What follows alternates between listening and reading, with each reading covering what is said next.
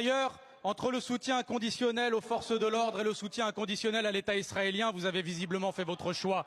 Vous, d'habitude si rapide à communiquer, vous étiez bien discret lorsque nos gendarmes français, pourtant sous statut diplomatique, ont été interpellés par des policiers israéliens dans le domaine de l'Eléona, en Palestine occupée. Vous vous prétendez patriote, mais vous laissez Israël piétiner la souveraineté française, car c'est toute la France qui est humiliée quand un de nos gendarmes est mis face contre terre par une police étrangère.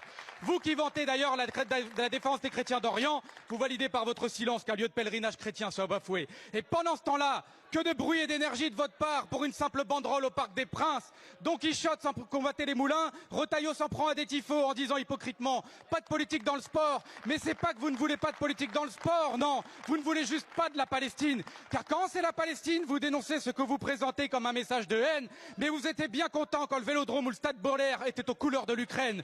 Pour empêcher toute opposition au génocide à Gaza de s'exprimer, vous criminalisez abusivement à tel point que le Comité des droits de l'homme de l'ONU a dénoncé votre instrumentalisation de la lutte, pourtant légitime, contre l'apologie du terrorisme.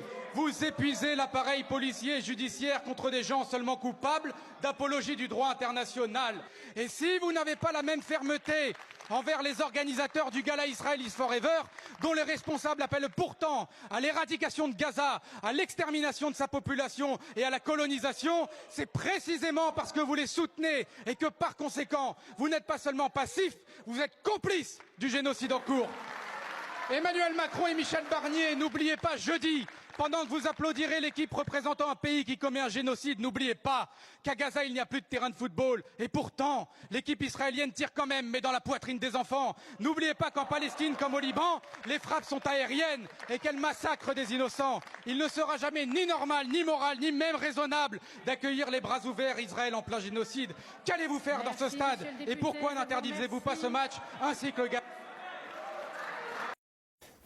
Alors, je voulais vous la repasser. Elle va être diffusée sur 2 de mes comptes parce que je sais qu'il y en a qui sont sur un compte et pas sur l'autre. C'est une masterclass. Honnêtement, j'avais pas vu un discours aussi puissant que depuis celui de Dominique de Villepin à l'ONU. Honnêtement, ce que dit David Guiraud, il est toujours dans le vrai. Aujourd'hui, c'est un des seuls politiciens qui a pas sa langue dans sa poche, qui se permet d'y aller avec le plus gros franc-parler et avec une qualité énorme de franchise, mais surtout d'analyse politique qui est très bonne. C'est-à-dire que là, on a quand même un gars qui est capable de dire les choses et en plus qui est intelligent. Alors c'est un peu con pour moi qu'il fasse partie de la France insoumise parce que du coup ça va réduire un petit peu la qualité de cet homme.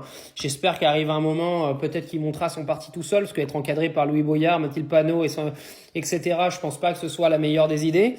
Mais en tout cas, cette intervention, elle est juste magistrale. Tout ce qu'il a dit dedans, moi, je suis d'accord avec tout de loin. J'en ai parlé dans plusieurs vidéos. Il a tout résumé en 2 minutes. Rien à dire. Captain Guiraud, ta couronne, elle est là.